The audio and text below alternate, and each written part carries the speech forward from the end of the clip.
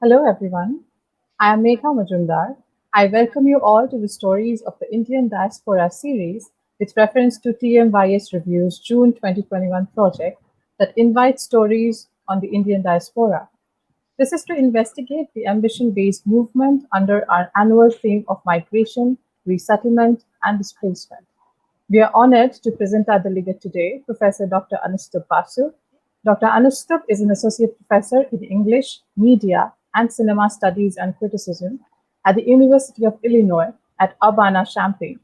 He is the author of Hindutva as Political Monotheism, published by Duke University Press in 2020, Bollywood in the Age of New Media, the Geotelevisual Aesthetic, published by Edinburgh University Press in 2010, the co-editor of the volumes Intermedia in South Asia, The Fourth Screen, published by Routledge in 2012, and Figurations in Indian Film, published by Palgrave Macmillan in 2013.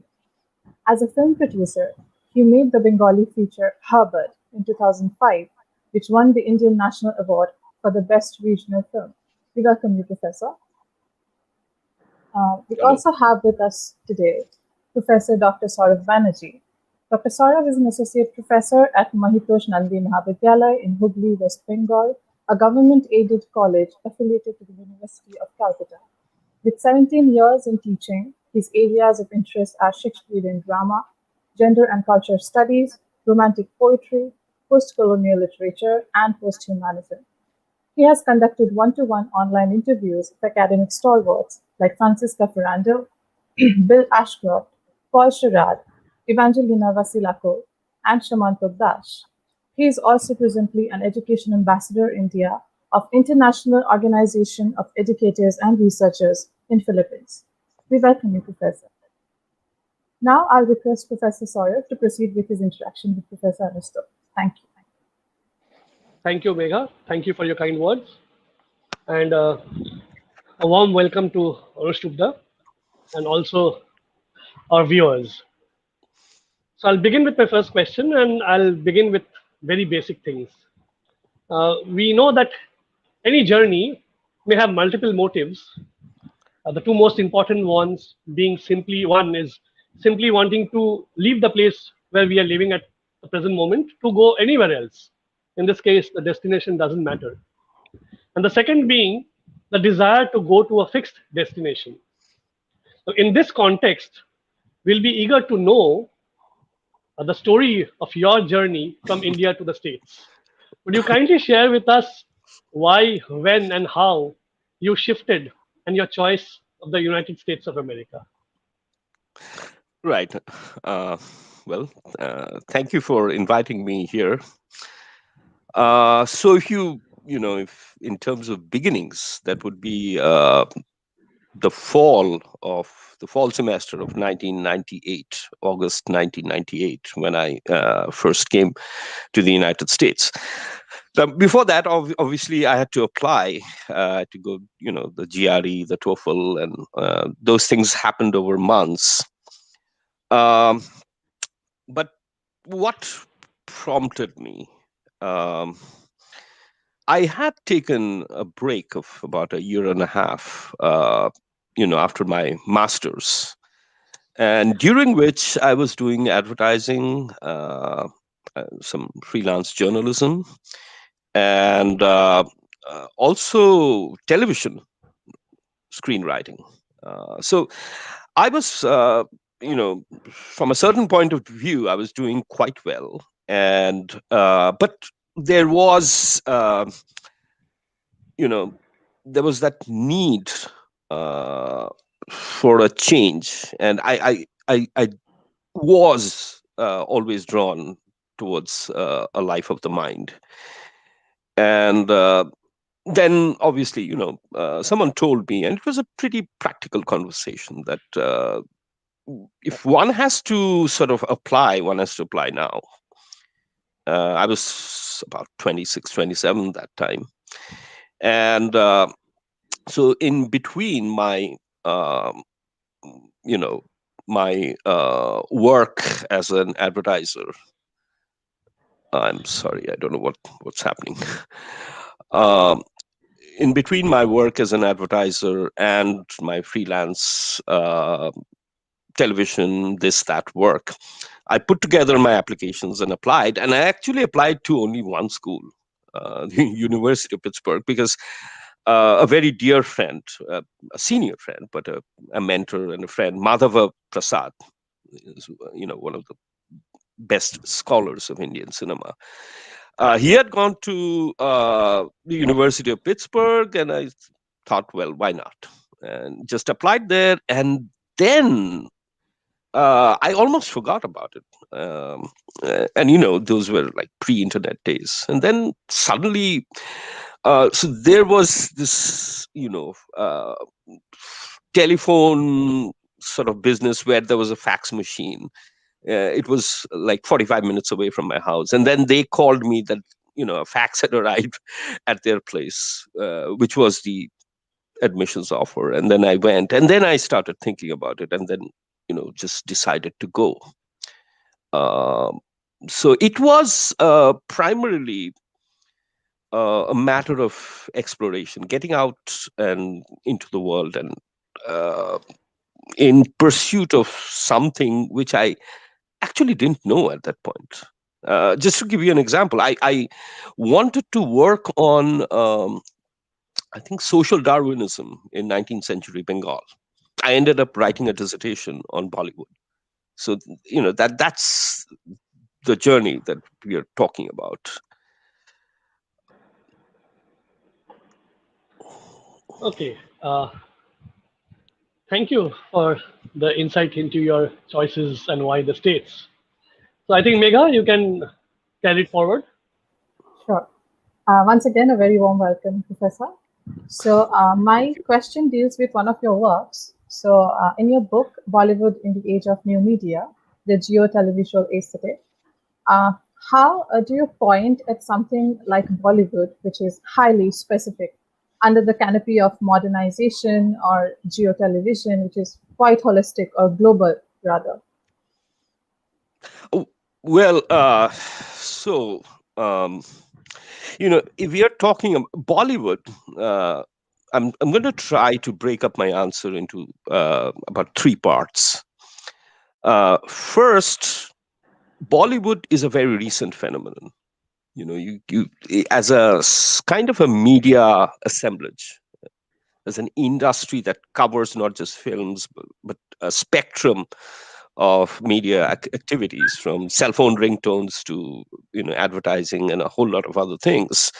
That's relatively recent. It's about a quarter century old at the most, and there has been work done on this by Madha Prasad, Ashish Rajataksha, and Ashwin Punathambekar, and others apart from me. So, but if you talk about the film industry in what used to be Bombay, and then it became Mumbai, it was actually quite cosmopolitan from its beginnings. So if you think about the 20s, 30s, and even 40s and the 50s.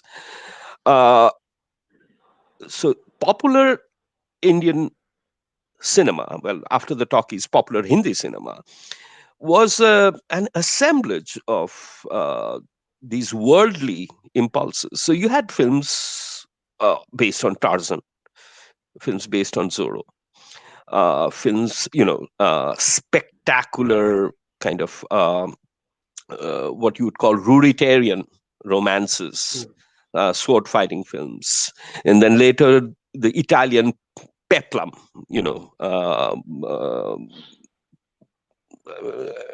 if you think about the films starring Dara Singh, for instance, or westerns, right? One of Guru Dutt's films, not seen a lot, is Baz, which is a pirate adventure, right? Something you don't associate with Guru Dutt. Film like Naushiran Dil, Sourav Modi's, could be set in Persia in the mid-50s.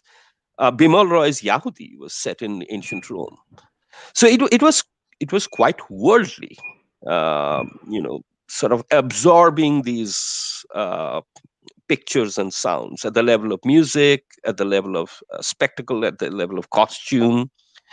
It was impelled by several impulses, the Arabian Nights fantasy to the American Western to the Prisoner of Zenda kind of thing, and a whole lot of others. Um, I would argue that it was in the 60s and the 70s and the 80s, just before the onset of globalization, that this cinema took a kind of an inward turn. I mean, and part of it was economic, because of a whole lot of problems pertaining to um, sort of raw stock quotas, exporting films, bringing back films, uh, having access to foreign markets. This was a period, that is the 60s, 70s, and 80s, that Hindi cinema actually became a bit insular. And anything foreign, and this was also during the time of the Chinese war, and then the war with Pakistan, the two wars with Pakistan. So anything foreign was related to sort of Cold War intrigue. The villains from Shakal to Mogambo, all, and they were the personalities with high tech, high tech gadgets, like these larger than life dens of villains that we saw. They had submarines, they had these weaponry, and gadgetry that was alien to a kind of an Indian experience. So that became a kind of polarization, in the 60s, 70s, and 80s, where a certain cultural imagination decided to become protectionist. But when we come to Bollywood, which is what my book is about, so Bollywood happens at a moment when, and we actually saw that when we were in our mid-20s, that, when we went within a space of like 2 or 3 years from about, a few Doordarshan channels to this hyper expanded media space, with featuring like literally dozens and then hundreds of different television channels, showing these different things in the world. And so I think Bombay cinema from the 90s had to absorb these new sights and sounds, and find a cultural expression of that absorption itself. Right. So you had these uh, for instance, if you think about the marriage melodramas, the Hum Aapke Hain Kauns, and then Kabhi Khushi Kabhi Gham, and all these films that featured these hyper rich upper caste families, and what you had in those houses, Ranjani Majumdar calls them panoramic interiors, right? In those houses, you have this strange staging of tradition, high Hindu tradition, these rituals, these pujas, and things like that. And at the same time, they are sort of literally glutted with consumer goods, right? New lifestyles, signatures, new kinds of gizmos, gadgets, things, cars, helicopters, etc. And so that is the idiom, by which um, Bollywood tried to square a kind of a, essential Savarna vision of Indianness with the plenitude of the world. And so, you had these strange, I call these cinematic formations, assemblages, and you had these very strange kind of instances. Well, I mean, for instance, if you think about a film like Hakikat, it's a mid 90s film starring Ajay Devgan, I think, and Tabu. So the main characters, the hero and the heroine, as they say, are slum dwellers. He's a garage mechanic and she's a music teacher, and both of them live in slums, but their song sequences, the dream sequences, take place in Alpine Switzerland, with both of them wearing Armani suits, right? And there's another David Dhawan film where I think the lead was Rishi Kapoor. He is drunk at one point and he starts driving a car, right? And behind the car, in the back seat, I think, is a mannequin. And he starts driving the car in Bombay City. And by the time the car comes to a stop, it's in Switzerland. And the mannequin comes alive as Madhuri Dixit with a blonde wig, and the song sequence takes place. So, and in many cases, actually, the city that you see, the city of Mumbai that you see in these films, is kind of an transnational assemblage itself. That is, it's part actual Mumbai, it's part Mauritius, it's part something else. And this is an idiom that a cinematic culture developed, which was almost a schizophrenic negotiation with the self and the invasion of the world, of these worldly things, new vistas, new desires, new aspirations.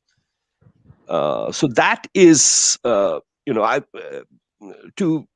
go back to your question, I would not agree with the fact that Bollywood is localized. It maybe was for a few decades, but if you take a long history, there was always a kind of a worldly aspiration, worldly negotiation, which became pronounced in the 90s also for very practical reasons, because the overseas markets opened up, and top tier sort of Bollywood films were made as much for the diasporic audience and the Indian metropolitan audience. Actually, they were made more for that audience, that diasporic as well as elite metropolitan audience, rather than the janta, the common people, as it were, and increasingly so. Yeah. Absolutely. That's actually extremely opens a lot of perspectives in my head right now. So my next question also deals in the same book of yours, and now that you have talked about the transnational aspect of Bollywood. So in this very book again, there's a point where you mention about the continuous return of the mythic oral narrative, the continuous retelling of the same mythic instances in times that are changing. So alongside the fact that it is done with a notion of instilling the cultural emblem of the country in the viewers, can this be looked at as a sign of to solidify a hope, more like a second coming in the literary sense, where all the good will dissolve all the bad one day, like we saw how it became a trend during the first half of the pandemic last year? For every individual of this country to watch or rewatch, for people who have watched it before, the epic series of the Ramayana or the Mahabharata, and how the senior half of the population was actually in a trance, and they started looking at this initiative of the government as a sign of instilling hope and strength among the citizens. So, can this also be a reason for the mythic incorporation in the Bollywood cinema? Right. Yes. I mean, if you think about the mythic, and especially the mythic in what can be roughly called the Indian imagination, like two statements. Two statements come to mind. One is by I'm almost sure it's Fanishanath Renu, the Oriya, great Oriya writer, who said all stories are stories of the Ramayana.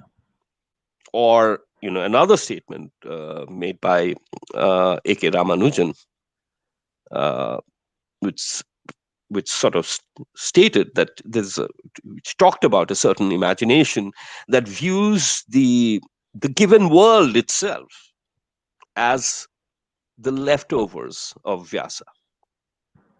The world itself is what Vyasa just left out, or he could have easily incorporated. Now, there's a part in my book where I talk about this, essential cultural tendency, habit of retelling, not necessarily directly retelling stories, but restaging them in different contexts, in different temporal orders. So that is definitely a matter of, you could say, hope, uh, affirmation, affirmation of a certain essence, let's say, or affirmation of a certain temporal order of justice, uh, and the constitution of the self. In other words, no matter how things change around us, that is, globalization comes in, the cities change very fast, the villages change very, very fast, new technologies appear, and life constantly threatens to be off kilter. So what these epic narrations, re-narrations do is affirm a belief that no matter how things change externally in terms of a phenomenology of the actual world, Yeah. it is still somewhere the same conflict Fundamental. between good and evil that you see in the Ramayana. You just have to identify who exactly are the Ravanas of today and who exactly are the Rams of today, and so on and so forth. And so that I deal with that in the book, talking about these several remakes of Mother India, as one of the ur-texts of Indian cinema. It's very strange that this is a film that gets remade with visible changes almost uh, you know almost punctually every decade, Mm, mm. every changing moment, every turn in history. So yes. Thank Yeah. you, So, Professor. Megha, Yeah, I okay. take it over. Yeah, over to you, sir. Yeah. So, I'll continue with films, Bollywood films, but I'll move away from your work. So, this iconic movie, Sholay, since we're talking about Bollywood, we cannot but mention Sholay, has its villain Gabbar Singh saying, "Jo dar gaya, samjho mar gaya." One who gets frightened dies. So Right. in the context of this movie, we see that he has established his rule over the villagers of Ramgarh and the adjoining areas through this imposition of fear. But at the first sign of resistance, he himself feels frightened. He's threatened, and thus the question, "Kitne aadmi the?" As in, how many people were there who revolted? Now, talking of the present American context, do you feel as a person of Indian origin, that the violence against the blacks, the Asians, and the Mexicans is an expression of a country that is frightened with the presence and or the rise of these ethnic others, although America is supposed to be a melting pot of many cultures. It's a very very interesting question. So yeah, let me begin with the Sholay metaphor, right? So Yeah. Sholay is often called curry western, which kind of brings it into kind of a state of affiliation with the Wild West in the American imagination. Hmm. So, what is the context of Sholay and what explains Gabbar Singh? And it's there in the film. Ramgarh is a village without a police station, without a post office, without a without a fire engine, right? In Right. other words, it is a place where the state hasn't arrived. So there is a kind of an antiquated feudal order represented by Thakur Sahib, but Gabbar looms large because the state, the apparatus of the state, hasn't arrived. Right? Ramgarh is a place without electricity and etc. Now But let me this interrupt. Let me right, interrupt. But it still has an overhead tank it has an overhead tank. Yes, from where this this Dharmendra tries to jump off and suicide. So and right, commit suicide. So like right. It that is a has an failed set. They overhead. had plans. Yeah, they had plans of instilling electricity, but the government has failed. You are absolutely correct. The state Right. has not yet arrived. Okay. No. So now let me you know uh, retransfer this metaphor uh, to the Wild West. So the American West. So when you think of the current conflicts, right, they have a pretty long history, right? Uh, and that is a history we don't necessarily see in the dominant mode of the American Western film. That is, the Chinese workers who worked in the railroads, the Hmm. transcontinental railroads. We see black people of only a certain kind. We see women of only a certain kind. We see Mexicans of only a certain kind, right? So that history of conflict is uh, is a long one, and it gets periodically, given that the United States is uh, a nation of immigration and genocide, the genocide of Native Americans. That history gets reenacted periodically, and actually, it is. It gets reenacted periodically in a spectacular sense. Things we notice in media, we notice in news broadcasts, and etc. uh, you know Events that are big enough to, let's say, travel across the seas to India and appear in Indian newspapers. But if you look at it in diurnal terms, day-to-day terms, it is consistent, right? And slavery, for instance, is what people call the original sin of America. And that is the legacy of that sort of plays out every hour, every minute in American inner cities, and in the Midwest, and uh, all places. Um and so uh, I think if you talk about the current moment, kind of, which is a combination, which has Black Lives Matter at one end, and kind of a Trumpian know nothing nativism. Know nothing movement is obviously from the mid 19th century. So that might seem like a new development. It is not. It's just a kind of a new alignment, and that is because of certain transformations after after globalization in the long run, the 2008 market crash. The American white middle class male is feeling uh, very insecure economically and culturally, and feels threatened that that their apex position in the cultural, political, and economic Hmm. spectrum has been challenged. So that is uh,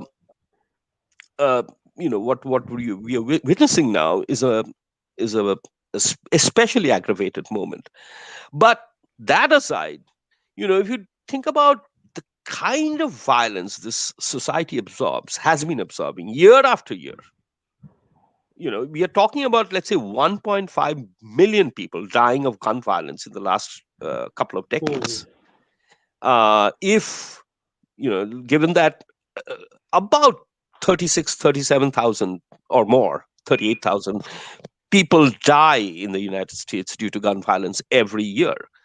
I mean, if you look at it, if this was any other country, the Nations would have declared that, just by looking at the numbers, that there is a civil war going on in that country. If there is no civil war, like 35,000 people can't die of gunshots, right? So, but then that is the, usual diurnal violence that this society, with its peculiar historical and social configurations, has had to absorb for a long time.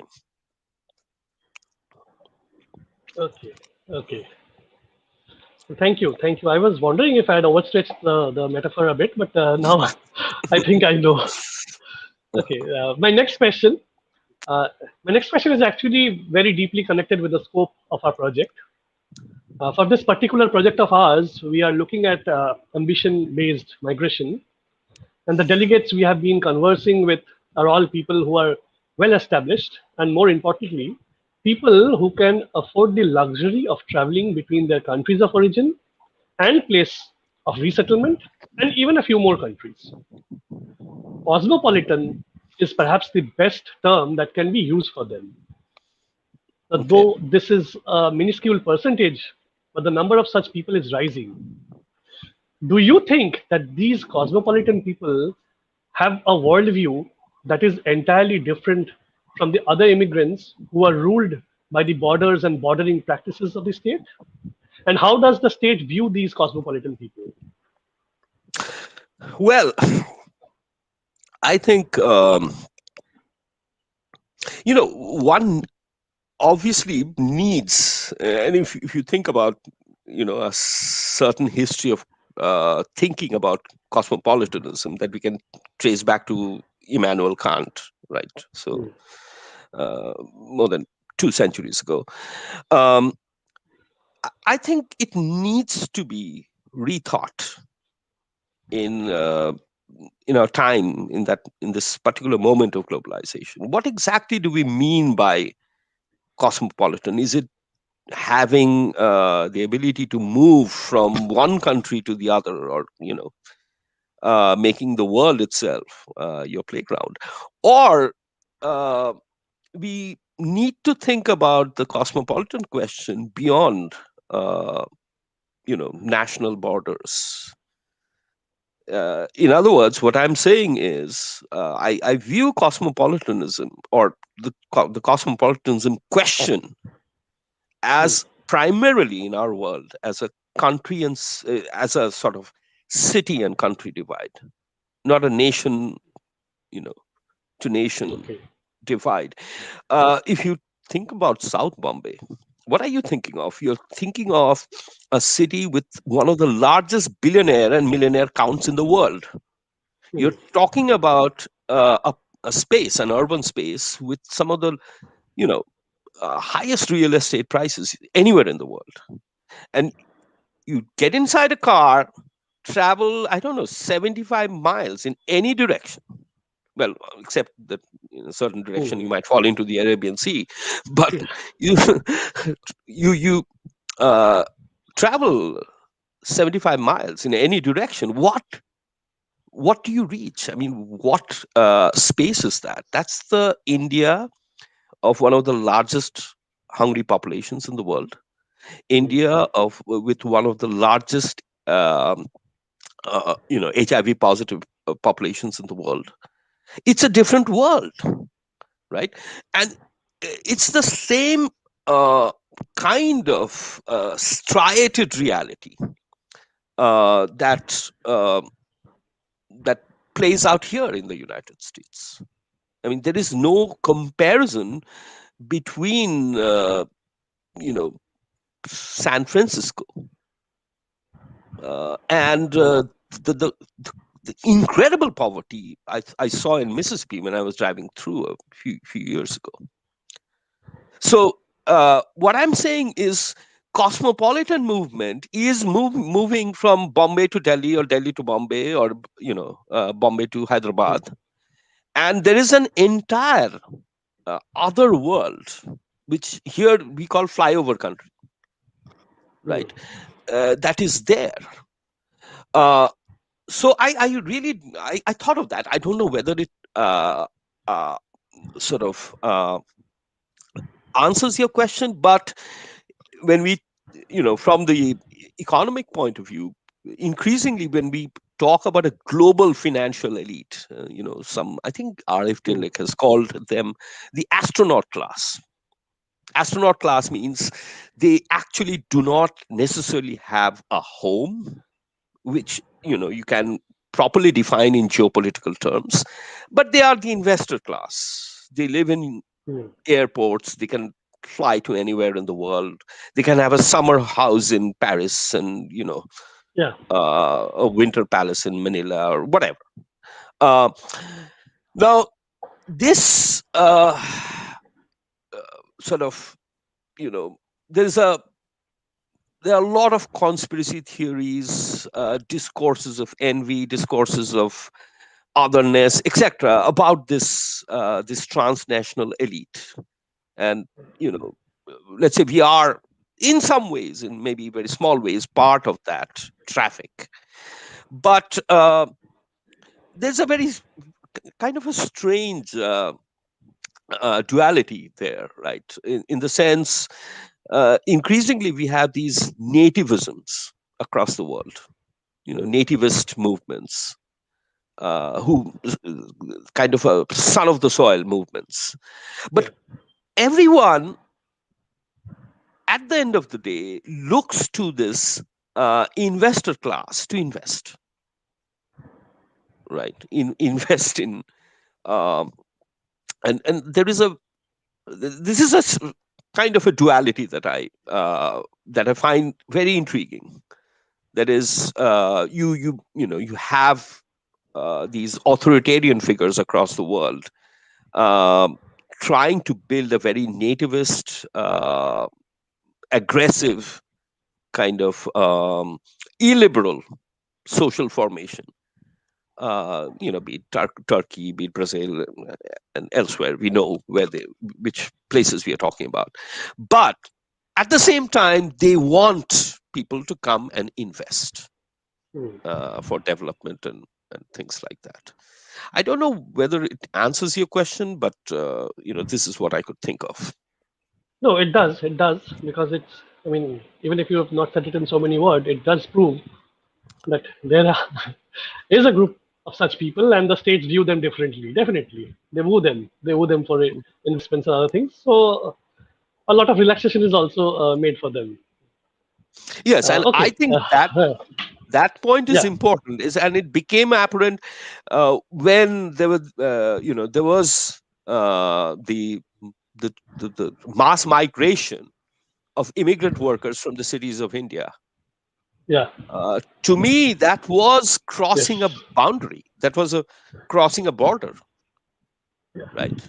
It was a border Exactly. between the global global metropolitan order, and the global hinterland at large. Right? You are either in the Correct. city or outside it. Yeah. Absolutely. Right. Okay. Megha, take it over. Yeah, now that the conversation has got so interesting, you're talking about conspiracy theories, and now at the last moment you talked about nativism. So my next question deals with something that depends on language or communication. So in the abstract your essay, The Human and His Spectacular Autumn, or Informatics After Philosophy, you mention how a temporal dictatorship replaces the historical importance of communication or administration under the garb of informatics. So, how questionable, or if I may put it that way, precarious, is the condition of the philosophical study of communication? And then, even if we trace it back to Saussure semiotics to be philosophical. Right. So, you know, I'm going to cut a long story short here. I am interested in a new order of politics in our times and in our world that is based on information, right? And information, as Walter Benjamin once put it, is something that is already shot through with explanation. Information is something that is already shot through with explanation, right? So, in other words, if you have a polity in India, in the United States, in various places across the world, where political consensus can be increasingly manufactured, political perception can be increasingly governed by informational command. That is, you know, how fast and how widely you can disseminate your WhatsApp messages, and how how thickly, how frequently, right? So that in that scenario, uh, politics is no longer, just a matter in a classic sense. If you think about politics in the Aristotelian sense as a matter of virtue and public action, uh, it no longer remains that. It remains. It increasingly becomes a matter of perception control through information, right? And there, the the question of speed becomes crucial. In other words, my information is always, no matter what the content is, my information is going to be always better information than your information if my information is faster than your information. So this is something that I'm interested in, and I think a lot of people across the world are interested in that.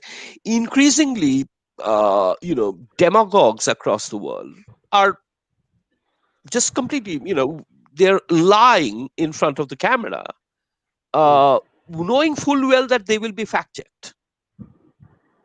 But for them, it's the intensity, the thickness, the frequency of the message that matters, not whether it's true or false, right? So this relationship between information and what we call post-truth environments is something I'm interested in. And that essay was written about, I think, 20 years ago, was the first foray in that direction.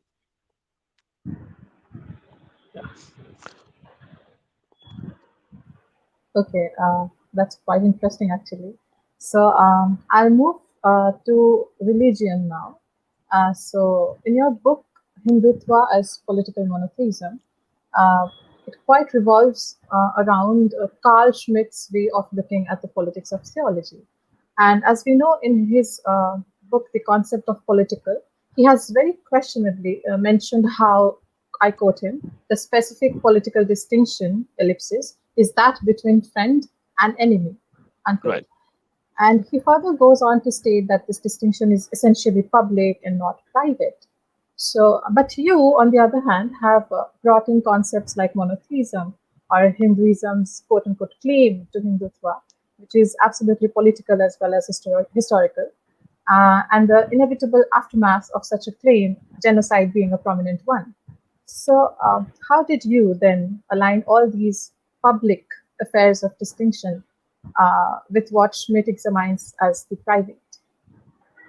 Uh, okay. So my take of point, my take of point vis-a-vis Schmidt is his declaration that all modern political concepts are secularized religious ones, right? So Basically, let's start with that easy premise that all modern political concepts are secular transpositions of what were originally religious motivations, right? So that's how he understands the history of modernity, or liberal secular modernity, right? uh, Now, but my point is that, uh, you know given the tradition that he comes from, the European, very unapologetically European tradition that Schmidt comes from, and actually with a very strong Catholic bend.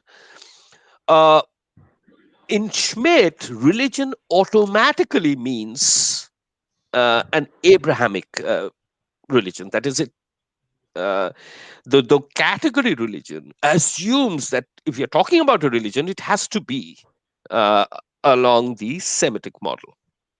So that is one. Two, what Schmidt says is that, in other words, you know, a nation can be imagined in various ways, right?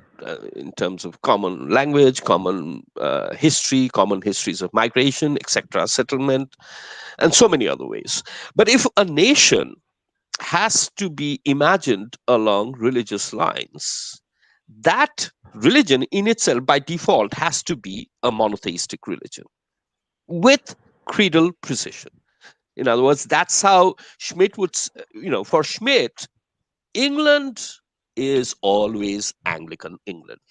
Spain is Catholic Spain, right? And that explains Trafalgar, right? So, in other words, what he says is interesting, that you you behind all political urges, there's a religiosity. It might be without the religion itself, but a religiosity that is jealous. That is, that makes a fundamental distinction between the believer and the non-believer. That is, the jealous Abrahamic God. If you think about Exodus 25, I am a jealous God, right? And who cannot tolerate false idols, right? So it is on that principle, exacting distinction between friend and enemy, that um, Schmidt sort of founds his idea of the political. And the big change, as you point out here, is unlike, let's say, again, if we go back to Kant and his Enlightenment essay, public exercise of reason and private exercise of reason and all of that. So there's a classical tradition, public private, in that regard. For Schmidt, the enemy, by categorically speaking, the enemy has to be public, right? Even though that enemy can be a personal friend, right? So within a polity, a certain segment, let's say Jewish people, might eminently be enemies, public enemies there, but I might have Jewish friends. That's a completely different matter altogether. Now, my book is about, given the tradition of right-wing thinking in Europe and its actually historical affiliations in the Indian context, how this model of jealous nationalism was, came in the Indian context, and it sort of demanded a primary condition. That is, we know that Hinduism is an assemblage of pieties. It is widespread. It's pluralistic. It's eclectic. But there has to be, in order to be a Hindu nation, there has to be a principle of jealousy that has to be invented, that can separate the Hindu political actor from the other. And that's what I have investigated in the book. That actually reminds me very profusely of how what Milton does with Paradise Regained or Samson Agonistes, where he actually deliberately claims for a distinction between your God, my God, how I'm Mm. disobeying my God, I'm being punished by your God. So this is very complicated, like how it exists everywhere and how you talk about Anglican England. So it makes so much sense. So okay, I'll not take more time. I'll give it over to you, Professor Saurabh. Mhm. Yeah, actually we are short of time, so but still, I think I have a couple of questions and Megha has a question, so we'll run through them quickly. So, what I want to ask you next is, even in this age of transnations and transnationals, there still are barriers, barriers of race, class, and culture. So, in this context, I'd like to ask you, how difficult or how easy was it for you in particular and for the Indian immigrants to the United States when you shifted to migrate? And the next part of the question is, have things changed now? And if yes, is it for the better or for the worse? And how have the failures and success of the Antifa and the Black Lives Matter movements, respectively, affected present immigration policies? Right. So, for me personally, uh, I went there. I went to the United. I came to the United States rather Mm. when the world was different. It was a pre 9/11 Uh, world, right? And I still remember 9/11. I was in Pittsburgh, and when the first two planes struck, I was taking a class in the Cathedral of Learning, and which is at I think 42 stories high, and it's the second highest academic building in the world. And I was taking a class there, and then there was the rumor that there was a plane coming towards Pittsburgh, and the best building to hit was that building itself. Anyways, so that was there, and I remember after 9/11, one day suddenly, like about 30 or 40 of our graduate student friends just turned up at our house with beer and wine, and they sat in the backyard, just talking and not exactly partying, but mm, and I realized later that was to and we used to live in a immigrant sort of old Italian neighborhood. It was to sort of assure our neighbors that we were okay, okay. right? So that was there. Then we came to the Midwest, that is the University of Illinois in 2005, and we've been here since.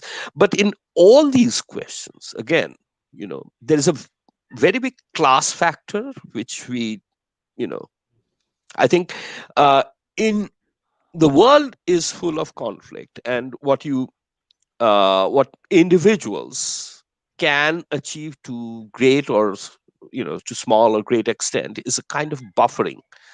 That is how you protect yourself from certain you know uh, existential conflicts.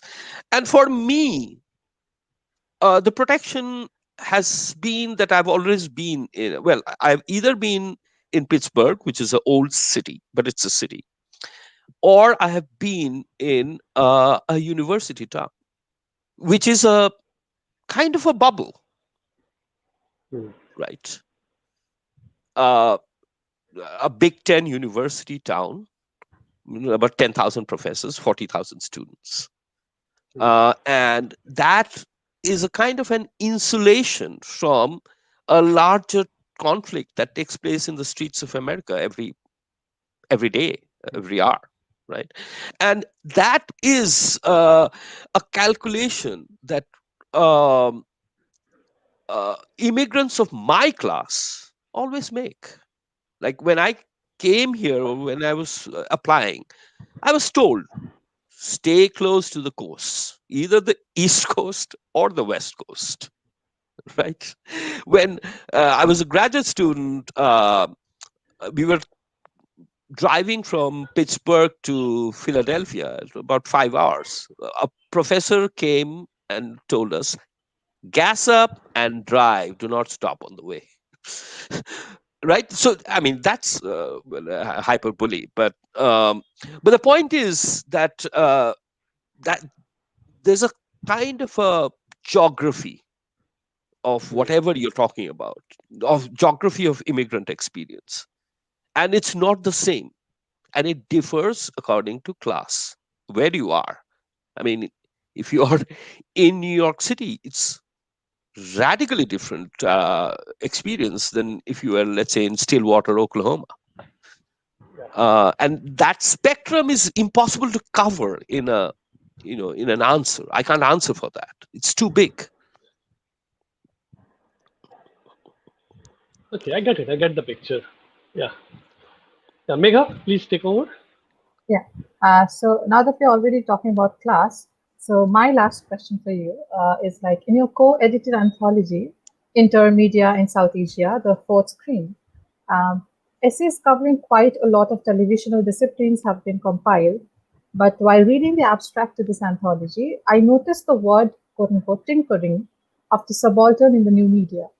So, what is so casual, like if I take it etymologically, what is so casual or unplanned about such an emergence, even when we can trace certain groundbreaking revolutions as a result of the appearance of the subaltern in the media? Right.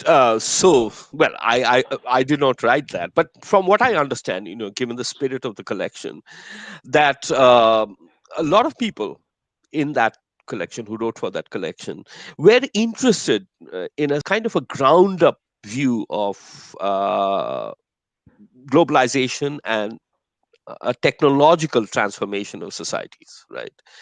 And that ground up view, in other words, came from certain things we used to see. I mean, we still see that, if you go to a kind of a chor bazaar here or there, you meet people who are barely literate but can take Hmm. apart an iPhone and put them back together and do various other things with it. Um, in other words, it's a kind of a ground up appropriation of the instruments of global telephony or communications revolutions, whatever you might call it. And uh, so, in a sense, jugaad, as I mean, that would be a kind of a jugaad, as you would call it. Yes. And but then that apart, we also have people always trying to. um and sometimes romantically so, understand this global order being subverted by a spectrum of subaltern energies. I mean, the guy who Hmm. takes apart the iPhone in some chor bazaar is one, but the hacker, sitting somewhere in some basement in Norway, uh, uh, trying to threaten the financial elite is also another. I think that was roughly what uh, they meant by uh, a subaltern tinkering.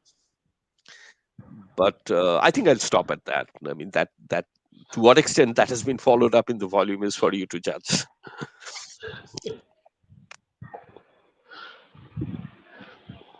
Okay, so I'll move on to the last question of the day, and we'll move on from all the theories and isms.